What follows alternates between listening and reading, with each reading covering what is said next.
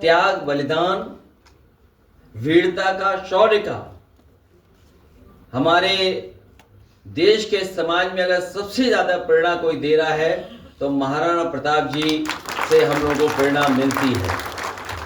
न केवल इस पीढ़ी को और आने वाली पीढ़ियों को भी इसी तरीके से प्रेरणा देते रहेंगे। जहां तक महाराणा प्रताप जयंती के शुभ अवसर पर सम्मान में हम लोगों ने एक दिन का अवकाश दिया था, जयंती के अवसर पर छुट्टी की थी। आज हमारी मांग है सरकार से कि जब हम आप सब मिलकर के उनका शौर्य, उनका बहादुरी, उनका साहस, उनका बलिदान, त्याग याद कर रहे हैं तो कम से कम भविष्य में 2 दिन की छुट्टी जरूर की जाए, जिससे एक दिन तैयारी हो सके और दूसरे दिन हम लोग बहुत खुशी और बहुत उत्साह के साथ मना सकें। हालांकि चौराहे पर और जगह उनके सम्मान में प्रतिमा लगी है। जो लोग वहां से निकलते होंगे, जाते होंगे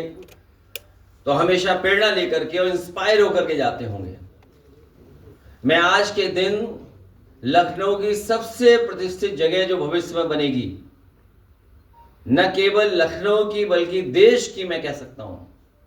यही हमारा रिवर फ्रंट, जहां पर और महापुरुषों को हमने सम्मान देकर के उनके नाम पर पार्क बनाने की घोषणा की है। वहीं मैं आज अपने सभी लोगों को भरोसा दिलाता हूं कि देश की सबसे अच्छी प्रतिमा अगर कहीं लगेगी तो समाजवादी लोग मिलकर के इसी रिवर फ्रंट पर लगाने का काम करेंगे। केवल उनके लिए प्रतिमा से सम्मान देने का काम करेंगे। वहीं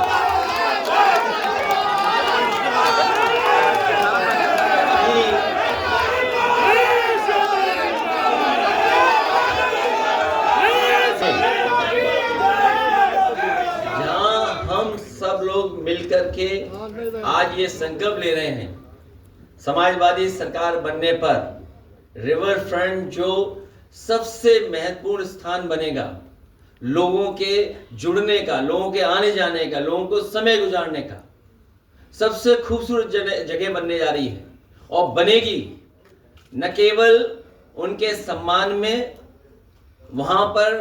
सबसे सुंदर प्रतिमा लगेगी, बल्कि उनके हाथ में जो तलवार होगी वो चमकती हुई होगी, सोने की होगी। अपने सभी साथियों का और खासकर प्रेस के साथियों से जो हमेशा हम लोगों को मिलने का मौका मिलता है, मैं सभी प्रेस के और सभी इस कार्यक्रम में शामिल हुए हैं उनका बहुत बहुत धन्यवाद देना चाहता हूं, क्योंकि जिन परिस्थितियों में आज हम लोग इकट्ठे हुए हैं और जो माहौल है, रात दिन सुबह हम लोग कुछ न कुछ देख रहे हैं,